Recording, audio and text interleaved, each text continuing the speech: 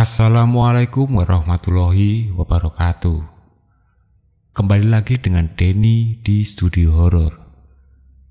Studio Horor kali ini akan menceritakan cerita dari cerita sisi kanan yang berjudul Hutan Jati. Bagaimana kengerian cerita ini? Mari kita simak bersama-sama. Kita panggil saja Mas Hilmi. Oh iya, tentunya semua nama tokoh di sini termasuk Hilmi adalah nama samaran. Hilmi ini bekerja di sebuah perusahaan yang bergerak di bidang pengolahan kayu. Hilmi memang sering bertugas untuk monitoring atau pengawasan dan juga evaluasi. Hutan yang masuk wilayah tanggung jawab Hilmi ini lumayan luas, 5 hektaran lah. Nah, setiap jam 7 pagi dan jam 3, Hilmi keliling hutan untuk pengawasan. Jam 8 sampai jam 2, Hilmi ini ada di kantor. Selama kurang lebih setahun bekerja, Hilmi ini aman-aman aja. Nggak ada yang namanya gangguan ataupun apapun. Namun, saat Hilmi pindah ke lahan yang baru, yaitu di hutan B, mulai nih ada hal aneh. Jam 7 pagi padahal ada suara orang lagi mindahin piring. Namanya hutan produksi kan, bukan hutan lindung. Jadi dikira beneran orang makan. Nah, dicek tuh, sekalian nyapa dan kenalan. Hilmi kira itu suara karyawan yang lagi sarapan. Pas dilihat, kok kosong? Nah, Hilmi ini masih positive thinking. Mungkin karyawan sudah masuk ke hutan kali. Hilmi yang langsung aja starter motor dan gaspol ke hutan lahan produksi. Para pekerja langsung menyapa ketika Hilmi tiba di lahan. Mereka pun melakukan pekerjaan seperti biasa, sambil sesekali ngobrol saling mengenal. Tiba-tiba, dari arah tengah hutan ada pohon yang bergerak-gerak. Hilmi menghampiri pohon tersebut dan rupanya tak ditemukan hewan buas di sana. "Ah, paling luwak," ujar Hilmi sambil berlalu menjauhi pohon itu. Angin dingin mulai berhembus sampai semua yang ada di situ kedinginan. Hilmi tahu bahwa ini adalah fenomena alam, angin dingin yang berhembus. Namun Hilmi masih penasaran, mengapa tadi tidak ada angin ataupun hewan liar. Kok pohon jatinya gerak-gerak sendiri? Padahal pohon jati terkenal kokoh walaupun masih kecil. Ia waktu itu hanya curiga satu hal, yaitu penebang liar atau pembalak liar. Namun Hilmi masih kalem aja waktu itu, sampai kegiatan monitoring sore tiba. Pas monitoring sore ini, Hilmi kembali dikejutkan oleh bayangan orang yang lewat. Orang yang lewat itu dalam pandangan mata Hilmi seperti membawa sesuatu. Ia curiga bahwa itu senso atau mesin penebang pohon. Langsung Hilmi telepon para pegawai lain dan juga para penjaga atau tim keamanan lahan. Ia pun membeberkan apa yang dilihatnya. Tapi tim keamanan mengaku tak melihat apapun.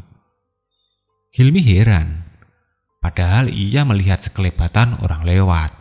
Akhirnya Hilmi hanya berpesan untuk meningkatkan kewaspadaan para penjaga dan berpamit untuk pulang. Malam harinya ketika Hilmi sudah di rumah, ia mendengar suara berisik seperti orang lagi mengobrol. Ia tak menghiraukan hal itu karena ia sendiri sudah sangat capek. Ia pun segera masuk ke kamar. Banyak hal aneh yang masih ada di pikiran Hilmi. Pagi harinya Hilmi masuk kantor seperti biasa. Tapi tak disangka motor trailnya mogok. Mau gak mau dia ganti ke motor gear atau motor bebek seperti biasa. Pas sudah sampai di kantor, Hilmi masih curiga sama motor trailnya. Padahal gak ada masalah, kok mogok. Hal ini hampir selalu terjadi pada motornya. Tapi anehnya, hanya motor trailnya saja. Hilmi juga sering mendengar suara aneh pas malam hari. Suara orang ngobrol diselingi suara tertawa yang agak menyeramkan, terkadang hadir. Ia tak dapat menemukan di mana sumber suara orang bicara tadi. 1 bulan kemudian, Hilmi ditelepon oleh atasannya karena ada tugas penyulaman atau penanaman ulang tanaman yang rusak, karena entah terinjak atau memang kurang bagus tumbuhnya. Pada hari yang telah ditentukan, berangkatlah Hilmi ini pagi-pagi ke hutan. Para pegawai sudah ada di lokasi. Penanaman pun dimulai. Sekitar 10 menit kemudian, tiba-tiba ada yang mencengkeram kaki Hilmi dengan kuat. Hilmi yang kaget langsung menarik kakinya dan menoleh. Tampak sekelebatan tangan masuk ke dalam tanah. Hilmi pun langsung memberitahu semua pegawai lainnya tentang ia yang dicengkeram dan sekelebatan tangan yang mencengkeramnya. Para pegawai seakan tak kaget lagi dengan kejadian ini dan malah menenangkan Pak Hilmi. Salah satu pegawai pun berkata, "Pak Hilmi, itu adalah jin yang menyerupai pencuri kayu atau pembalak yang mati di sini karena nekat mencuri kayu." Jadi singkatnya, ada maling kayu yang masuk hutan produksi ini. Dia mikirnya mungkin karena ini hutan produksi, jadi nggak angker. Ia pun langsung aja menebang pohon. Tapi di tengah proses, senso atau mesin penebangnya macet. Dan tiba-tiba pohon di depannya ambruk. Nah, aneh kan? Padahal pohonnya belum terpotong setengah. Ya masih 1/4 lah. Wah, ngeri juga ya Pak. Saya jadi takut digituin juga, ujar Hilmi. Nggak apa-apa nak. Kita ini dilindungi oleh Allah Subhanahu wa Ta'ala. Lagian kita juga nggak ganggu kan? Kata bapak pegawai yang sudah berusia senja itu. Hilmi juga akhirnya agak tenang. Pak pegawai tadi memberi Hilmi minum. Penanaman pun dilakukan kembali. Kali ini gangguannya berbeda. Pas Hilmi meletakkan tanaman di lubang tanam, Hilmi mendapatkan gangguan. Muncul muka pucat dan penuh bentol-bentol dari dalam lubang tanam tersebut. Tak mau kerjaannya mandek, ia langsung menancapkan tanaman itu di lubang tanam. Alhasil, wajah seram itu tertimbun dengan tanah dan tanaman. Hilmi pun mempercepat kerjanya. Tak terasa matahari pun sudah muncul. Sinarnya menerobos di antara dedaunan. Semua penanaman telah selesai dilakukan. Waktu pun berlalu. Hilmi masih bisa tenang karena sementara ini nggak ada lagi gangguan. Tapi pada suatu hari, Hilmi mendapatkan tugas untuk penjagaan malam. Ada security kan? Ngapain aku terjun juga? Pengawas lapangan juga ada, gerutu Hilmi. Berangkatlah ia ke lokasi hutan.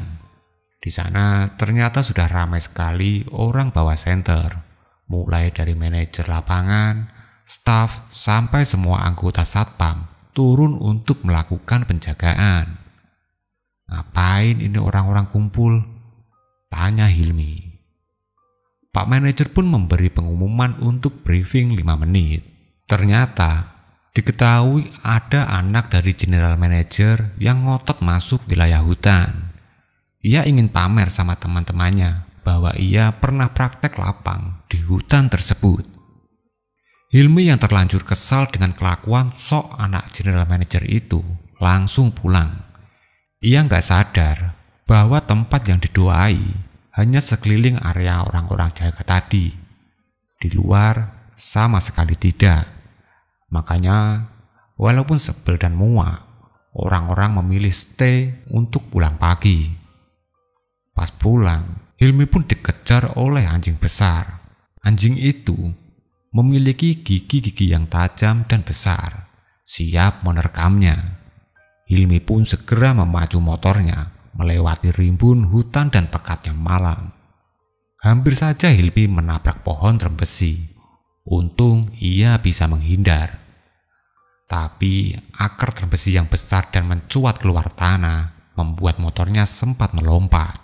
Untung ia bisa dengan baik dan sampai ke jalan raya. Ia langsung memacu motornya dengan kecepatan 120 km per jam.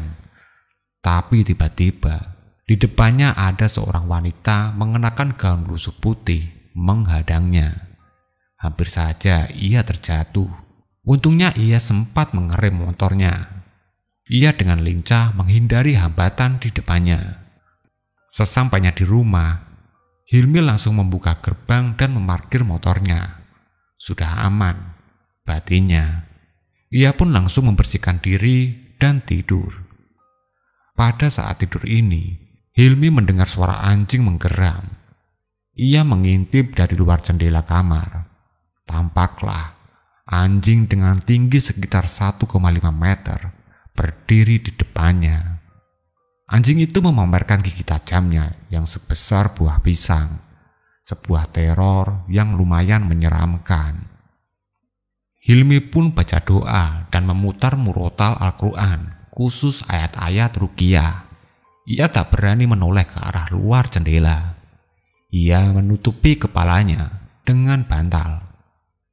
Esok paginya, ia menceritakan pengalaman tersebut pada rekan-rekannya. Semua rekannya pun tertawa saja. Pak Abdul, salah satu pegawai senior, memberi kertas berisi doa perlindungan.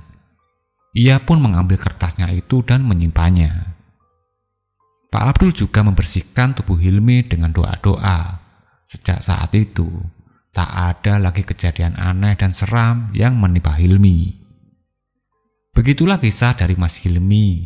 Sebenarnya ada beberapa kisah lagi yang bisa diceritakan. Tapi untuk kali ini, kisah Mas Hilmi dulu aja yang bisa saya tuliskan. Itulah akhir cerita dari Hutan Jati. Semoga cerita kali ini dapat menghibur kalian. Dan akhir kata, wassalamualaikum warahmatullahi wabarakatuh.